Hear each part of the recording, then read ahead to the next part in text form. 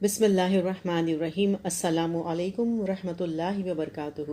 نحمد نصلی علی رسولہ الکریم، اما بعد فاعوذ باللہ من الشیطان الرجیم۔ بسم اللہ الرحمن الرحیم۔ ربی زدنی علما، رب اشرح لی صدری ویسر لی امری واحلل عقدۃ من لسانی یفقہوا قولی۔ آج ہم دیکھیں گے اذان اور نماز سے متعلق دعائیں۔ اذان سننے کے بعد دعائیں مانگنا مسنون ہے، جو یہ ہیں۔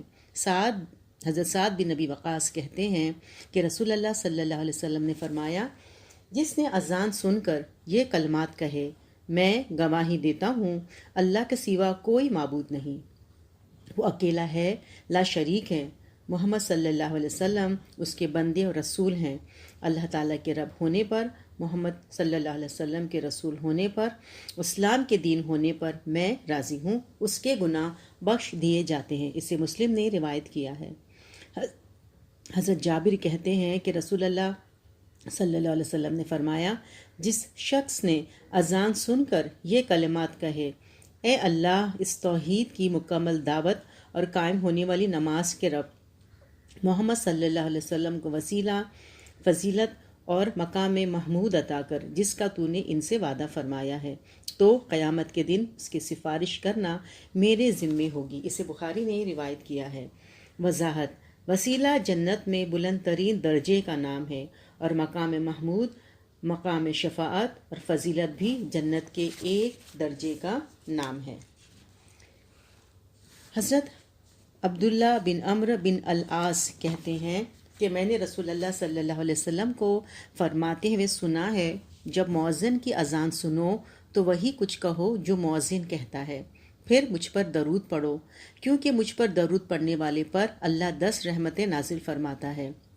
اس کے بعد میرے لیے اللہ تعالیٰ سے وسیلہ مانگو۔ وسیلہ جنت میں ایک مقام ہے جو جنتیوں میں سے کسی ایک کو دیا جائے گا۔ مجھے امید ہے وہ جنتی میں ہوں گا، لہٰذا جو آدمی میرے لیے وسیلے کی دعا کرے گا اس کے لیے میری شفاعت واجب ہو جائے گی۔ اسے مسلم نے روایت کیا ہے۔ پھر تکبیر تحریمہ کے بعد کی دعا۔ حضرت ابو ہریرہ فرماتے ہیں کہ رسول اللہ صلی اللہ علیہ وسلم تکبیر تحریمہ کے بعد قرات شروع کرنے سے پہلے تھوڑی دیر خاموش رہتے۔ میں نے عرض کیا، یا رسول اللہ صلی اللہ علیہ وسلم، میرے ماں باپ آپ پر قربان، اس خاموشی میں آپ کیا پڑھتے ہیں؟ آپ نے فرمایا، میں یہ دعا پڑھتا ہوں، اے اللہ، میرے اور میرے گناہوں کے درمیان مشرق و مغرب کی دوری پیدا فرما دے۔ یا اللہ، مجھے میرے گناہوں سے سفید کپڑے کی طرح پاک و صاف کر دے۔ یا اللہ، میرے گناہ برف، پانی اور اولوں سے دھو دے۔ اسے احمد، بخاری، مسلم، ابن ماجہ نے روایت کیا ہے۔ پھر حضرت عائشہ فرماتی ہیں کہ رسول اللہ صلی اللہ علیہ وسلم جب نماز شروع کرتے تو یہ کلمات پڑھتے، اے اللہ، تو اپنی حمد کے ساتھ پاک ہے، تیرا کام بابرکت ہے، تیری شان بلند ہے، تیرے سوا کوئی معبود نہیں۔ اسے ابو داؤد نے روایت کیا ہے۔ رکوع و سجود کی بعض مسنون دعائیں یہ ہے۔ حضرت حذیفہ کہتے ہیں کہ میں نے رسول اللہ صلی اللہ علیہ وسلم کے ساتھ نماز پڑھی، آپ نے رکوع کیا تو اس میں یہ دعا پڑھی، میرا عظمت والا رب ہر خطا سے پاک ہے، اور سجدے میں یہ دعا پڑھی، میرا بلند و برتر رب پاک ہے۔ اسے نسائی اور ترمذی نے روایت کیا ہے۔ حضرت عائشہ کہتی ہیں کہ نبی اکرم صلی اللہ علیہ وسلم اپنے رکوع اور سجود میں یہ دعا پڑھتے، اے اللہ ہمارے رب، تو اپنی حمد کے ساتھ پاک ہے، مجھے بخش دے۔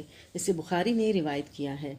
حضرت عائشہ سے روایت ہے کہ نبی اکرم صلی اللہ علیہ وسلم اپنے رکوع اور سجدے میں یہ دعا پڑھتے، تمام فرشتوں اور جبرائیل کا رب پاک اور مقدس ہے۔ اسے نسائی نے روایت کیا ہے۔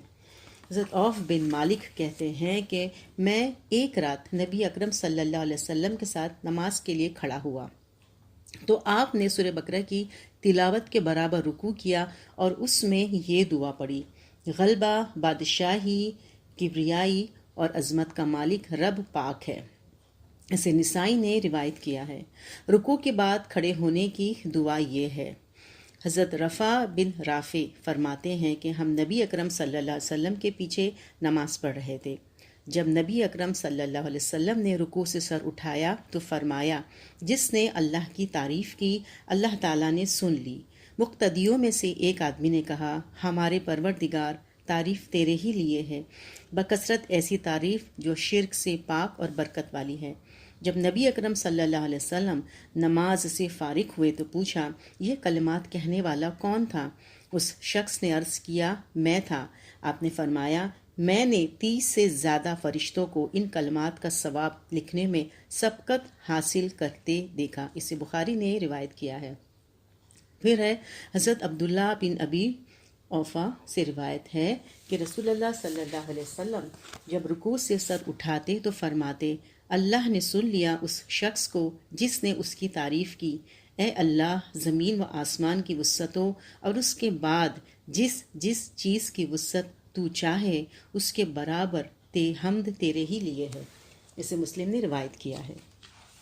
پھر یہ 2 سجدوں کے درمیان پڑھنے کی دعا۔ حضرت عبداللہ بن عباس سے روایت ہے کہ نبی اکرم صلی اللہ علیہ وسلم دونوں سجدوں کے درمیان یہ دعا پڑھا کرتے تھے، یا اللہ مجھے بخش دے، مجھ پر رحم فرما، مجھے صحت، ہدایت اور رزق عطا فرما۔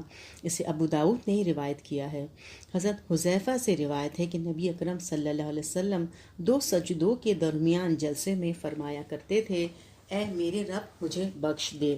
اسے نسائی ابن ماجہ نے روایت کیا ہے۔ پہلے تشہد کی دعا یہ ہے۔ حضرت عبداللہ بن مسعود کہتے ہیں کہ رسول اللہ صلی اللہ علیہ وسلم ہماری طرف متوجہ ہوئے اور فرمایا، جب تم نماز پڑھو تو کہو، تمام زبانی، جسمانی اور مالی عبادت اللہ تعالیٰ ہی کے لیے ہے۔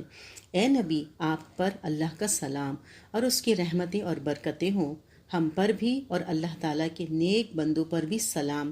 میں گواہی دیتا ہوں کہ اللہ کے سوا کوئی الہ نہیں، اور گواہی دیتا ہوں کہ محمد اللہ تعالیٰ کے بندے اور رسول ہیں۔ پھر آدمی اپنے لیے جو دعا پسند کرے وہ مانگے۔ اسے بخاری مسلم نے روایت کیا ہے۔ دوسرے تشہد کی مسنون دعاؤں میں سے یہ دعا درود شریف پڑھنا چاہیے۔ حضرت عبد الرحمن بن ابی لیلہ سے روایت ہے کہ ہم نے پوچھا، یا رسول اللہ صلی اللہ علیہ وسلم، ہم آپ پر اور اہل بیت پر کس طرح درود بھیجیں؟ آپ نے فرمایا، کہو، اے اللہ، محمد صلی اللہ علیہ وسلم پر اور آل محمد صلی اللہ علیہ وسلم پر اسی طرح رحمت بھیج جس طرح تو نے ابراہیم علیہ السلام اور آل ابراہیم علیہ السلام پر رحمت بھیجی۔ تعریف اور بزرگی تیرے ہی لیے ہے۔ یا اللہ، محمد صلی اللہ علیہ وسلم پر اور آل محمد صلی اللہ علیہ وسلم پر اسی طرح برکت نازل فرما جس طرح تو نے ابراہیم علیہ السلام اور آل ابراہیم علیہ السلام پر برکت نازل فرمائی۔ تو یقیناً تعریف کیا گیا اور بزرگ ہے۔ اسے بخاری نے روایت کیا ہے۔ درود شریف کے بعد پڑھی جانے والی بعض مسنون دعائیں یہ ہیں۔ حضرت عائشہ فرماتی ہیں کہ رسول اللہ صلی اللہ علیہ وسلم نماز میں درود شریف کے بعد یہ دعا مانگا کرتے تھے، اے اللہ، میں تیری پناہ مانگتا ہوں عذاب قبر سے، مسیح دجال کے فتنے سے، زندگی اور موت کی آزمائشوں سے، گناہ اور قرض سے۔ اسے بخاری اور مسلم نے روایت کیا ہے۔ حضرت ابوبکر صدیق نے رسول اللہ صلی اللہ علیہ وسلم سے عرض کیا، مجھے کوئی دعا سکھائیے جو میں نماز میں پڑھوں۔ آپ نے فرمایا، کہو، اے اللہ، میں نے اپنی جان پر بہت ظلم کیے اور تیرے سوا کون ہے جو گناہ بخشے؟ تو مجھے بھی اپنے یہاں سے خاص بخشش سے نواز اور مجھ پہ رحم فرما، یقیناً تو ہی بخشنے والا مہربان ہے۔ اسے بخاری مسلم نے روایت کیا ہے۔ مسجد سے متعلق دعائیں۔ گھر سے مسجد جاتے ہوئے یہ دعا مانگنی چاہیے۔ حضرت عبداللہ بن عباس سے روایت ہے کہ نبی اکرم صلی اللہ علیہ وسلم جب نماز کے لیے گھر سے نکلتے تو یہ دعا پڑھتے، اے اللہ، میرے دل، زبان، کان اور آنکھوں میں نور پیدا کر دے، میرے پیچھے اور آگے نور ہی نور کر دے، میرے اوپر اور نیچے بھی نور کر دے، اور اے اللہ، مجھے نور ہی نور عطا فرما۔ اسے بخاری اور مسلم نے روایت کیا ہے۔ پھر مسجد میں داخل ہونے سے قبل یہ دعا پڑھنی مسنون ہے۔ حضرت عمرو بن العاص سے روایت ہے کہ نبی اکرم صلی اللہ علیہ وسلم جب مسجد میں داخل ہونے کا ارادہ کرتے تو فرماتے، میں شیطان مردود سے عظمت والے اللہ کی پناہ مانگتا ہوں، اس کی ذات کریم اور لا زوال بادشاہت کے واسطے سے۔ راوی حضرت عقبہ نے کہا، بس اتنا ہی؟ میں نے کہا، ہاں۔ حضرت عقبہ نے کہا، جب کوئی یہ کہتا ہے تو شیطان کہتا ہے، اب وہ مجھ سے تمام دن کے لیے بچا لیا گیا۔ اسے ابو داؤد نے روایت کیا ہے۔ مسجد میں داخل ہونے اور نکلنے کی دعا یہ ہے۔ حضرت فاطمہ بنت رسول صلی اللہ علیہ وسلم کہتی ہیں کہ رسول اکرم صلی اللہ علیہ وسلم جب مسجد میں داخل ہوتے تو فرماتے، اللہ کے نام پر درود و سلام ہو اللہ کے رسول پر، اے اللہ میرے گناہ معاف فرما، اے اللہ میرے لیے اپنی رحمت کے دروازے کھول دے۔ جب مسجد سے باہر نکلتے تو یہ کلمات ادا کرتے، اللہ کے نام پر درود و سلام ہو اللہ کے رسول پر، اے اللہ میرے گناہ معاف فرما اور اپنے فضل کے دروازے میرے لیے کھول دے۔ اسے ابن ماجہ نے روایت کیا ہے۔